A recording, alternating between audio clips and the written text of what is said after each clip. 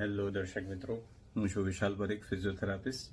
ઘણી વખત અમારી સમક્ષ પ્રશ્નો આવતા હોય છે અને અમે જો કે બધા જ પેશન્ટને પ્રેક્ટિસ કરાવતા હોય છે ડૉક્ટરની સલાહ મુજબ પગથિયા ચડ ઉતર કરવાની એક સાંધાના ઓપરેશન કરાવ્યા પછી, ની રિપ્લેસમેન્ટ પછી.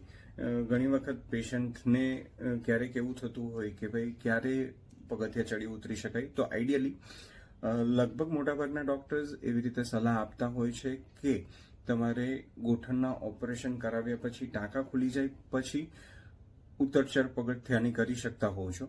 હવે માની લો કે કોઈ પેશન્ટને ઓપરેશન કરાવ્યા પછી ડિસ્ચાર્જ થાય અને પેશન્ટ ઘરે જતું હોય અને માની લો કે એમને એકાદ બે પગથિયા હોય તો ડૉક્ટર એના માટે છૂટ આપતા હોય છે સ્વાભાવિકપણે.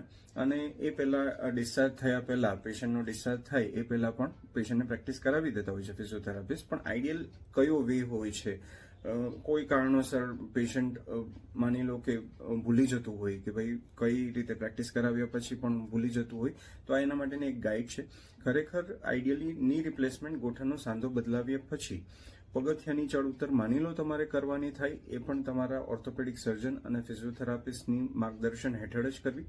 આ ફક્ત એક તમારા એજ્યુકેશન માટે છે, તમારા નોલેજ માટે છે કે માની લો કે તમારે પગથિયું ચડવાનું છે ઘરે જતી વખતે, તો જે સારો પગ છે એ પગ પહેલા ચડાવવાનો હોય છે અને માની લો કે તમારે પગથિયું ઉતરવાનું છે તો ઓપરેશન વાળો પગ પહેલા નીચે મૂકવાનો હોય છે. આ રીતે રૂટીન પ્રેક્ટિસમાં આ રીતે તમારે પ્રેક્ટિસ કરવાની થતી હોય છે. હવે માની લો કે કોઈ પેશન્ટે ઓપરેશન બંને પગનું કરાવ્યું છે, તો એવા કિસ્સાઓમાં શું કરવાનું થતું હોય છે?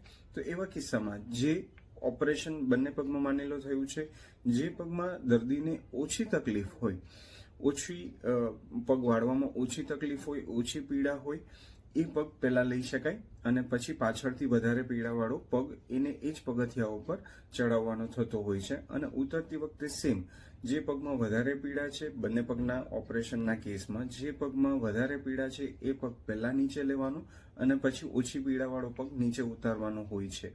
એમાં પણ તમારે બે વ્યક્તિનો જો સપોર્ટ લઈ શકો, એક બાજુ રેલિંગ હોય અને બીજી બાજુ કોઈ વ્યક્તિનો સપોર્ટ લઈ શકો, તો વધારે તમને બેનિફિશિયલ રહેશે અને એ પીડા વગર તમે ચડી ઉતરી શકશો.